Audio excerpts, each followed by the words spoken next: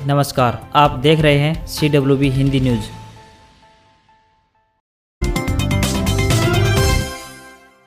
हरियाणा के गन्ना किसानों के पिराई सीजन 2020-21 के सारा बकाया भुगतान के लिए राज्य सरकार ने सहकारी चीनी मिलों को 315 करोड़ रुपए की राशि ऋण के रूप में जारी कर दी है। अब गन्ना किसानों का जल्द ही भुगतान कर दिया जाएगा। इसके अलावा सरकार ने चीनी मिलों को 47 करोड़ रुपए की सब्सिडी भी जारी की है, जिसमें सरस्वती मिल की सब्सिडी भी शामिल है। यह जानकारी सहकारिता विभाग के अतिरिक्त मुख्य सचिव श्री संजीव कौशल ने दी। हरियाणा के गृह एवं स्वास्थ्य मंत्री अनिल विज ने किसान नेता गुरनाम चढ़ूनी को आड़े हाथों लिया है और कहा है कि हरियाणा के मुख्यमंत्री मनोहर लाल तो दिल से व आत्मा से हिंदुस्तानी है। अनिल विज ने दोहराया कि पाकिस्तानी होते तो पाकिस्तान में रह जाते। दरअसल किसान नेता चढ़ूनी ने बीते दिनों मुख्यमंत्री को पाकिस्तानी बताया था, जिसके बाद मंत्री अनिल विज ने चढ़ूनी पर पलटवार किया और कहा कि इस तरह के बयान बेहद शर्मनाक हैं। उन्होंने ये भी कहा कि चढ़ूनी को तो समझ ही नहीं है और वे नासमझी वाली बातें करते हैं। मंत्री अनिल विज ने किसानों के उग्र हो रहे आंदोलन को लेकर भी प्रतिक्रिया दी है। उन्होंने कहा कि अब इनकी लीडरशिप फेल हो गई है। किसी भी आंदोलन को सफल करने की जिम्मेदारी उस आंदोलन की लीडरशिप पर निर्भर करती है। भाजपा कार्यक्रमों का विरोध करने वाले आंदोलनकारियों पर दर्ज मुकदमे वापस लेने तथा अन्य मांगों को लेकर किसानों के प्रतिनिधि मंडल तथा जिला प्रशासनिक अधिकारियों की एक बैठक एक बार फिर से बेनतीजा रही। आंदोलनकारियों के अनुसार अधिकारियों के उनकी मांगों को पूरा करने में असमर्थता जताने पर वे बैठक का बायकाट कर बाहर आ गए। किसान सभा के प्रवक्ता सुबे सिंह बोरा ने बताया कि किसानों की मांगों पर जिला प्रशासनिक अधिकारियों, आयुक्त, उपायुक्त तथा SP से जिला प्रधान शमशेर सिंह नंबरदार की अध्यक्षता में 25 सदस्यीय किसानों का दल मिला था। बोरा ने बताया कि शुक्रवार को दिल्ली में ऑल इंडिया संयुक्त किसान मोर्चा की बैठक होगी। बैठक में जो भी निर्णय लिया जाएगा उस पर अमल किया जाएगा। हरियाणा सरकार ने कंप्यूटर फैकल्टी और लैब अटेंडेंट का कार्यकाल 1 जून 2021 से 31 मार्च 2022 तक बढ़ाने की अनुमति दे दी है। माध्यमिक शिक्षा विभाग के प्रवक्ता ने बताया कि इस दौरान कंप्यूटर फैकल्टी का मासिक पारिश्रमिक 18,000 रुपए जबकि लैब अटेंडेंट का पारिश्रमिक 12,000 रुपए होगा। उन्होंने बताया कि कंप्यूटर फैकल्टी और लैब अटेंडेंट का कार्यकाल बढ़ाने संबंधी पत्र प्रदेश के सभी जिला शिक्षा अधिकारियों और जिला मौलिक शिक्षा अधिकारियों को भेज दिया गया है। हरियाणा सरकार की ओर से सभी जिलों में तैनात उपायुक्तों को जिला छोड़ने से पहले इजाजत लेनी होगी। हालांकि इस तरह के दिशा निर्देश पहले से ही नियमों में हैं। उसके बावजूद एक बार फिर से पत्र जारी कर साफ कर दिया गया है कि कई जिलों में जिला उपायुक्त रात्रि के समय बिना किसी पूर्व इजाजत के इधर उधर चले जाते हैं। इस बारे में आने वाले वक्त में इजाजत लेनी होगी। कार्मिक विभाग के सचिव की ओर से जारी पत्र की प्रति सभी प्रमुख सचिवों, CS के साथ साथ मुख्य प्रमुख सचिव को भी भेजी गई है। मानसून में हो रही देरी के चलते प्रदेश में गर्मी पूरे उफान पर है। लोगों को न दिन में आराम है और न ही रातों को चैन। दिन भर चलने वाली गर्म हवाओं के चलते आम जनजीवन प्रभावित है। झुलसा देने वाली गर्मी के बीच दिन भर लगने वाले अघोषित कटों ने लोगों की मुश्किलों को और भी बढ़ा दिया है। प्रदेश में अधिकतम पारा 45 डिग्री सेल्सियस के नजदीक पहुंच गया है। उधर मौसम वैज्ञानिकों ने शुक्रवार की देर रात से प्रदेश के उत्तरी जिलों यमुनानगर, अंबाला, पंचकुला, कुरुक्षेत्र, करनाल व आसपास के क्षेत्रों में 2 जुलाई की देर रात्रि से 4 जुलाई के बीच कहीं कहीं हल्की बारिश की उम्मीद जताई है। वीरवार को प्रदेश में गुरुग्राम सबसे गर्म रहा। गुरुग्राम का अधिकतम तापमान 44.7 डिग्री सेल्सियस दर्ज किया गया। उसके बाद हिसार 44 डिग्री सेल्सियस के साथ सबसे गर्म जिला रहा। राज्य के अन्य क्षेत्रों में आंशिक बादल व कुछ स्थानों पर छिटपुट बूंदाबांदी होने की भी संभावना व्यक्त की गई है।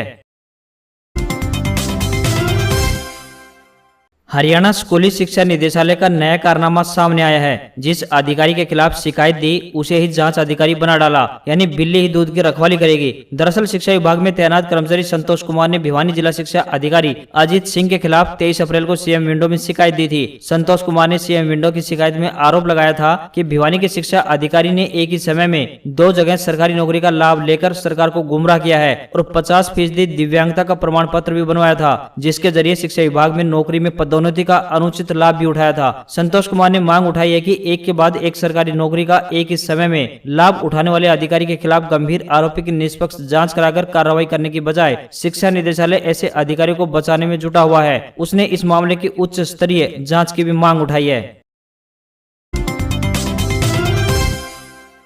हरियाणा में सरपंच ने आपके गांव में कितने पैसे से कौन सा काम करवाया है, बस एक क्लिक में देख सकेंगे पूरी जानकारी। हरियाणा के उप मुख्यमंत्री दुष्यंत चौटाला ने कहा कि ग्राम दर्शन पोर्टल से प्रदेश की पंचायती व्यवस्था में पारदर्शिता आएगी। गांव के लोग अपने गांव में करवाए गए विकास कार्यों का लेखा जोखा देख सकेंगे। डिप्टी सीएम, जिनके पास विकास एवं पंचायत विभाग का प्रभार भी है, ने अपने आवास पर मिलने आए लोगों की गाँव से संबंधित सार्वजनिक समस्याओं को सुनने के बाद ये जानकारी दी। दुष्यंत चौटाला ने लोगों से उनकी खेती बाड़ी का हालचाल पूछते हुए बताया कि वर्तमान राज्य सरकार सुशासन से सेवा का संकल्प लेकर आई है। आमतौर पर सिस्टम में पारदर्शिता का अभाव भ्रष्टाचार का सबसे बड़ा कारण माना जाता है। मानवीय दखल को कम करने के लिए प्रदेश सरकार ने ई गवर्नेंस का रास्ता अपनाया है। उन्होंने बताया कि राज्य की 6197 ग्राम पंचायतों का संपूर्ण डाटा ग्राम दर्शन पोर्टल पर उपलब्ध करवाया गया है। गाँव में चल रही विकास परियोजनाओं और पंचायत द्वारा करवाए जाने वाली आवश्यक कार्यों की जानकारी इस पोर्टल पर कभी भी देखी जा सकती है। हरियाणा सरकार ने ईज ऑफ डूइंग बिजनेस की अवधारणा से एक कदम आगे जाकर ईज ऑफ लिविंग के कॉन्सेप्ट को अमली जामा पहनाना शुरू कर दिया है। इस कड़ी में अब परिवहन पंजीकरण की प्रक्रिया को पूरा फेयरलेस बनाने और इसमें मानवीय हस्तक्षेप की किसी भी गुंजाइश को खत्म करने के मकसद से सरकार ने प्रदेश में पूरी तरह से निर्मित नए परिवहन वाहनों का पंजीकरण डीलरों के माध्यम से करवाने का निर्णय लिया है। परिवहन मंत्री मूलचंद शर्मा ने बताया कि प्रदेश में अब नए वाहनों के पंजीकरण के लिए डीलरों को संबंधित पंजीकरण प्राधिकरण के सभी दस्तावेजों के साथ ऑनलाइन आवेदन करना होगा। डीलर को पंजीकरण प्राधिकरणों के पास दस्तावेजों या फिर फाइलों की हार्ड कॉपी भेजने की भी आवश्यकता नहीं है। सरकार की बायोगैस स्कीम की योजना न्यू नेशनल बायोगैस एवं ऑर्गेनिक मैच्योर प्रोग्राम के तहत महेंद्रगढ़ जिले के जिन किसानों के पास 2 पशुओं से अधिक पशु हैं, वे किसान गोबर की उपलब्धता के आधार पर बायोगैस संयंत्र लगवा सकते हैं। इसके लिए सरकार द्वारा किसानों को 12,000 रुपए का अनुदान दिया जाएगा। पशुपालक किसान अपने घरों में बायोगैस प्लांट लगाकर हर साल 40 से 50,000 रुपए की बचत कर सकता है। सहायक कृषि अभियंता DS यादव ने बताया कि इस योजना के तहत बायोगैस संयंत्र के साथ शौचालय से जोड़ने पर 1,600 रुपए का अतिरिक्त अनुदान अलग से दिया जाएगा। किसान 2 से 6 घन मीटर तक क्षमता के बायोगैस संयंत्र लगवा सकता है। इसके लिए किसानों को उपरोक्त योजना के तहत 12,000 रुपए का अनुदान सरकार की ओर से दिया जाएगा। हरियाणा के पूर्व मुख्यमंत्री एवं इंडियन नेशनल लोकदल के राष्ट्रीय अध्यक्ष चौधरी ओम प्रकाश चौटाला शुक्रवार यानी आज 2 जुलाई को सुबह 9:30 बजे अपनी रिहाई के लिए तिहाड़ जेल में पहुंचेंगे। इनेलो के प्रदेशाध्यक्ष नफे सिंह राठी ने यहां एक जारी बयान के दौरान कहा कि इनेलो सुप्रीमो जेल में पहुंच कागजी कार्रवाई पूरी कर रिहाई के फॉर्म पर हस्ताक्षर करने के बाद सुबह 10 बजे तिहाड़ जेल से अपने निवास की तरफ प्रस्थान करेंगे। इस दौरान उनके पौत्र कर्ण चौटाला उनके सारथी बनकर साथ रहेंगे। तिहाड़ जेल से रिहाई के बाद इनेलो सुप्रीमो गुरुग्राम स्थित अपने आवास के लिए रवाना होंगे। पूरे हरियाणा से हजारों की संख्या में इनेलो पार्टी के कार्यकर्ता अपने नेता का स्वागत करने के लिए दिल्ली गुरुग्राम बॉर्डर पर पहुंचेंगे।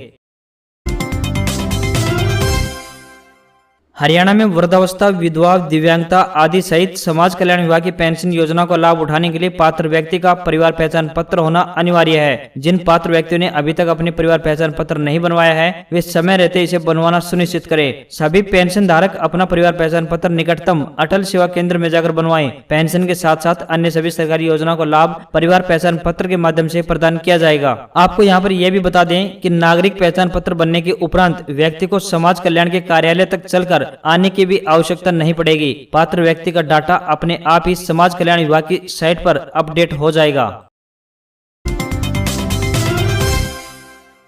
प्रदेश के शिक्षा विभाग ने राजकीय स्कूलों में पहली व दूसरे के छात्रों को गणित विषय पढ़ाने के तरीके में बदलाव किए जाने की बात कही है, ताकि बच्चे घर बैठे ही ऑनलाइन कक्षाओं के माध्यम से गणित विषय को समझ सकें। इसके लिए शिक्षा विभाग ने ब्लॉक रिसोर्स पर्सन यानी BRP व असिस्टेंट ब्लॉक रिसोर्स कोऑर्डिनेटर यानी ABRC मेंटर्स को नए तरीकों से अवगत भी करा दिया है। गणित विषय पढ़ाने वाले शिक्षकों को नए तरीके से प्रशिक्षण दिया जाएगा। बच्चों को पहाड़े से लेकर गिनती व अन्य चीजें पढ़ाने के लिए रटना नहीं पड़ेगा। शिक्षा विभाग का मानना है कि यदि बच्चे की शुरुआत अच्छी होगी तो अगली कक्षाओं में भी बेहतर प्रदर्शन कर सकेंगे। सरकार ने यह बदलाव न्यू एजुकेशनल पॉलिसी के तहत किया है। शिक्षकों का मानना है कि गणित विषय से अधिकांश छात्र घबराते हैं, इसलिए गणित विषय को पढ़ाने में बदलाव किए गए हैं ताकि बच्चों में गणित का भय खत्म हो सके। अमेरिका के प्रशांत उत्तर पश्चिमी क्षेत्र, ब्रिटिश कोलंबिया राज्य और कनाडा में ऐतिहासिक गर्मी और लू ने सारे रिकॉर्ड तोड़ दिए हैं। 10,000 साल में एक बार आने वाले हीट डोम प्रभाव के कारण कनाडा समेत पोर्टलैंड, इडाहो, ओरेगन और पूर्वी वाशिंगटन भी जूझ रहे हैं। कनाडा में पिछले 4 साल में पारा रिकॉर्ड उच्चतम स्तर 49.6 डिग्री सेल्सियस को छू चुका है। यही कारण है कि यहाँ गर्मी के कारण पिछले 4 दिनों में 233 लोगों से अधिक की जान जा चुकी है। इसमें अकेले वैंकूवर में 130 से अधिक लोगों की मौत हो गई है। कनाडा के एक पर्यावरण विभाग ने एक अलर्ट जारी किया गया है। इसमें कहा गया है कि लंबे समय तक खतरनाक और गर्मी की लहर इस सप्ताह तक भी बनी रहेगी। सड़कों पर पानी के फव्वारे लगाए गए हैं, लोग यहाँ गीले हो सकते हैं। पुल से कोविड पाबंदियां हटा ली गई हैं ताकि लोग यहाँ समय बिता सकें।